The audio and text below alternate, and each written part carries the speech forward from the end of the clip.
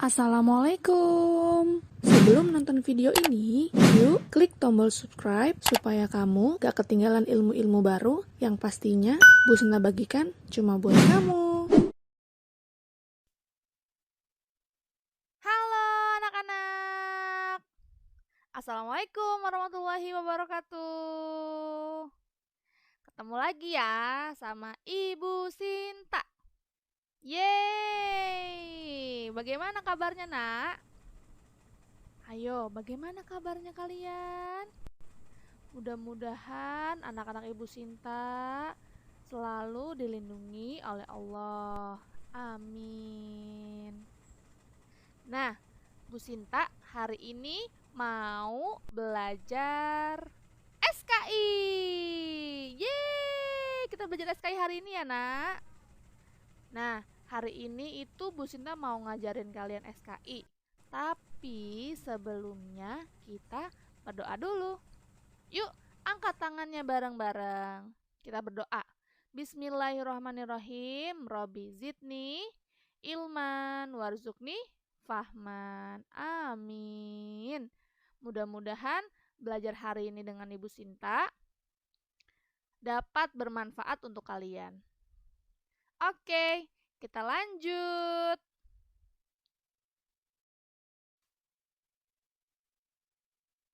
Hari ini Bu Sinta mau menjelaskan beberapa hal mengenai Khalifah Umar bin Khattab.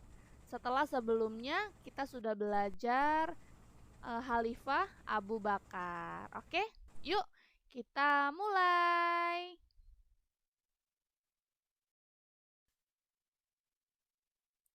Yang pertama ada silsilah Khalifah Umar bin Khattab.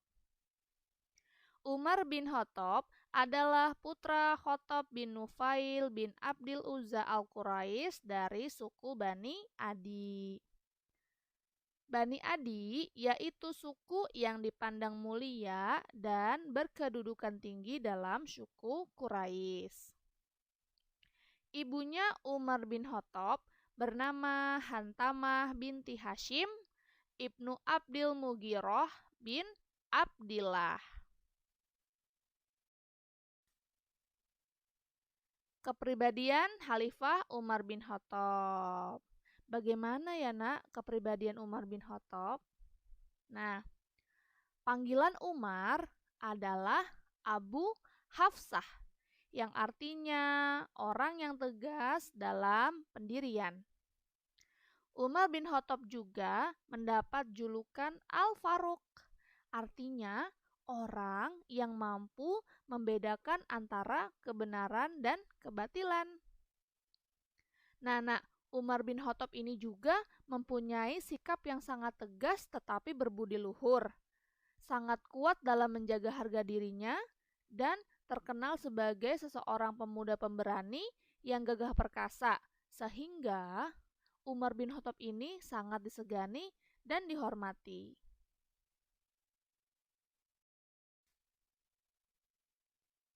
Nah, kemudian Bu Sinta mau jelasin cerita Khalifah Umar bin Khattab itu masuk Islam. Bagaimana ya? Oke, pada mulanya Umar bin Khattab ini adalah orang yang sangat menentang agama Islam. Beliau ini bahkan mengancam akan membunuh Nabi Muhammad SAW jika tidak menghentikan dakwanya. Dengan ancaman Umar, Nabi Muhammad ini tidak takut, Nak. Bahkan Rasulullah SAW ini semakin giat berdakwah dan pengikut Islam itu semakin banyak. Nah, hal ini yang membuat Umar bin Khattab semakin marah. Tapi pada suatu hari hidayah Allah itu datang, Nak. Datangnya itu lewat perantara adiknya Umar. Umar bin Khattab yang sangat keras menentang Islam ini akhirnya dengan kesadaran dirinya sendiri itu masuk Islam. Setelah mendengar adiknya membaca ayat-ayat Al-Quran. Masya Allah.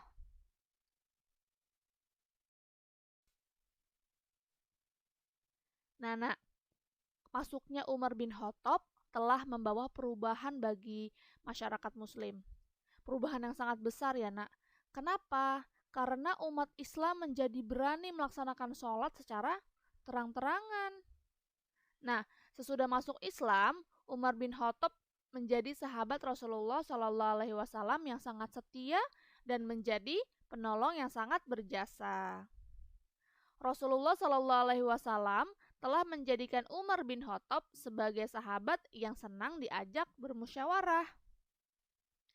Kemudian Umar bin Khattab ini adalah orang yang sangat keras terhadap orang kafir. Umar juga sering terlibat dalam perang membela agama Islam, seperti perang Badar, perang Uhud, perang Khandaq, Baitur Ridwan, dan pembebasan Mekah.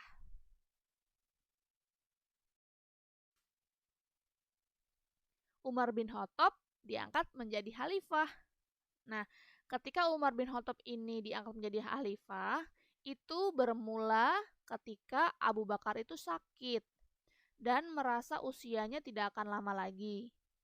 Dia sangat khawatir akan terjadinya perpecahan di antara umat Islam. Nah, Abu Bakar ini ingin menunjuk calon yang akan menggantikannya sebagai khalifah, yaitu seseorang yang tegas tetapi tidak kejam, dan lembut tetapi tidak lemah. Sifat-sifat tersebut ada pada diri Umar bin Khattab dan Ali bin Abi Thalib. Tetapi Abu Bakar lebih memilih Umar bin Khattab, Nak. Kemudian karena ada dua orang yang mempunyai sifat tersebut, Abu Bakar ini mengundang beberapa sahabatnya untuk merundingkan hal tersebut. Apakah Umar bin Khattab yang akan menggantikannya atau Ali bin Abi Thalib?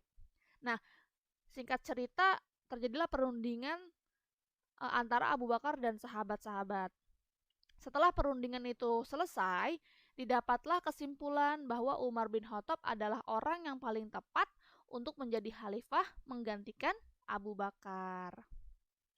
Kemudian Utsman bin Affan mengumumkan kepada kaum muslimin bahwa Umar bin Khattab ini diangkat menjadi khalifah, Nak. Umar bin Khattab dibaiat menjadi khalifah kedua menggantikan Abu Bakar pada tahun 23 Hijriah atau 634 Masehi.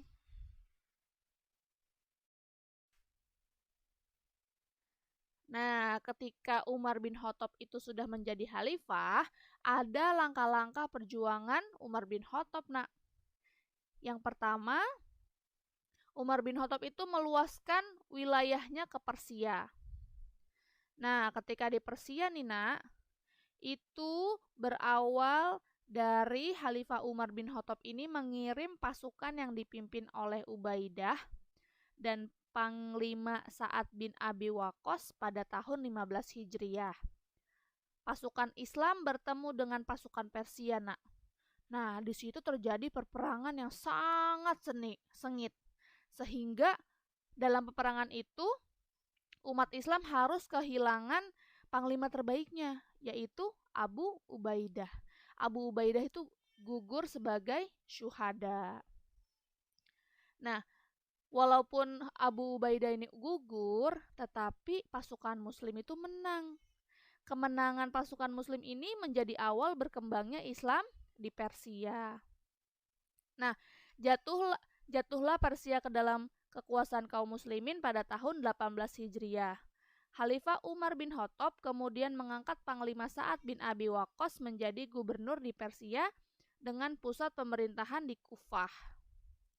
Pertempuran di Persia ini bagi kaum muslimin merupakan yang penting sehingga terkenal dalam sejarah sebagai Fathul Futuh, yaitu kemenangan yang paling besar dari kemenangan. Yang kedua langkahnya itu adalah dakwah Islam ke Damaskus.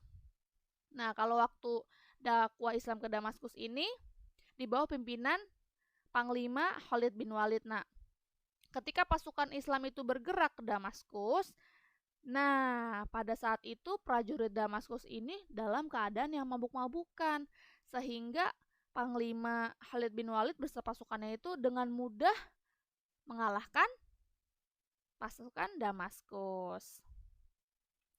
Kemudian yang ketiga, membebaskan Baitul Maqdis di Yerusalem. Yang kita tahu juga, Baitul Maqdis adalah salah satu tempat yang sangat bersejarah dan tempat suci umat Islam. Karena dari tempat itulah Rasulullah Shallallahu Alaihi Wasallam itu mengadakan Mi'raj sampai ke Sidratul Muntaha. Nah, di Yerusalem ini ada pasukan Romawi. Nah, pasukan Romawi ini di bawah pimpinan Artafon. Dan pasukan Islam di bawah pimpinan Amr bin Ash. Akhirnya mereka bertemu dan terjadilah pertempuran.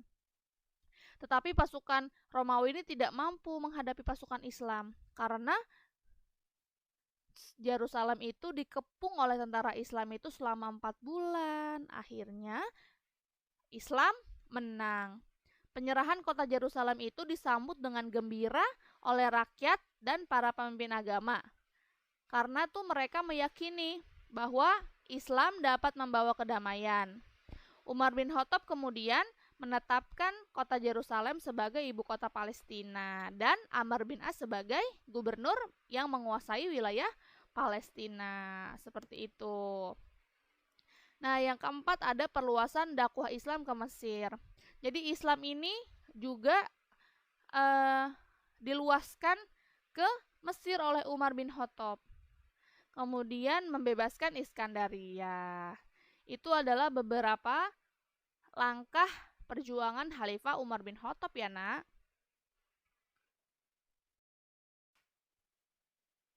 Nah, kemudian yang selanjutnya adalah perjuangan dalam memperbaiki bidang ekonomi dan pemerintahannya. Kebijakan dalam bidang ekonomi yang Umar bin Khattab lakukan adalah mendirikan Baitul Mal, yaitu tempat untuk menyimpan kekayaan negara. Yang kedua, mendirikan Diwan Al-Jun, yaitu dewan yang mengurusi keuangan. Yang ketiga, memperbaiki masjid. Ada Masjidil Haram, Masjid Nabawi, dan Masjid Al-Aqsa.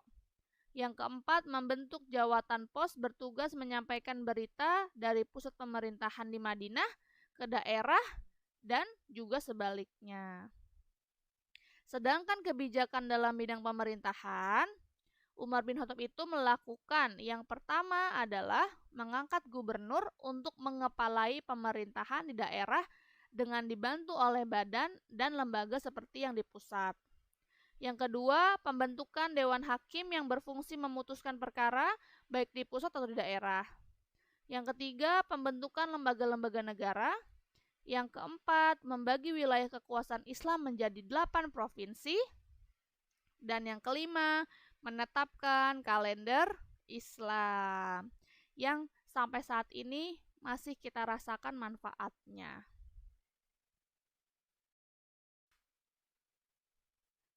Ya, kemudian wafatnya Khalifah Umar bin Khattab. Ada yang tahu nggak, Nak? Umar bin Khattab itu kenapa bisa wafat? Apa sih penyebabnya Umar bin Khattab ini wafat? Nih, Busna kasih tahu. Jadi, Khalifah Umar bin Khattab wafat pada hari Ahad tanggal 1 Muharram tahun 23 Hijriah atau 644 Masehi dalam usia yang ke-63 tahun. Beliau memerintah selama 10 tahun 6 bulan sejak 13 sampai 23 Hijriah atau 634 sampai 644 Masehi. Khalifah Umar bin Khattab wafat karena ditikam dengan sebuah belati bermata dua sebanyak 6 kali oleh virus. Nah, virus ini yang lebih dikenal dengan sebutan Abu Lu'lu'ah. Nah, si virus ini atau Abu Lu'lu'ah ini adalah seorang budak milik Al-Mughirah bin Syu'bah yang berasal dari Persia. Virus ini, Nak, benci sekali, dendam sekali. Karena apa? Kekuasaan orang Persia itu hancur dan negeri mereka itu berada di bawah kekuasaan bangsa Arab. Nah, dari beberapa hal yang sudah Bu Sinta jelaskan sama kalian ada keteladanan yang bisa kita contoh dari Umar bin Khattab. Yang pertama, Umar bin Khattab ini seseorang yang berwatak tegas. Yang kedua, Umar bin Khattab ini seseorang pemimpin yang bertanggung jawab. Yang ketiga, Umar bin Khattab seseorang pemimpin yang bersahaja.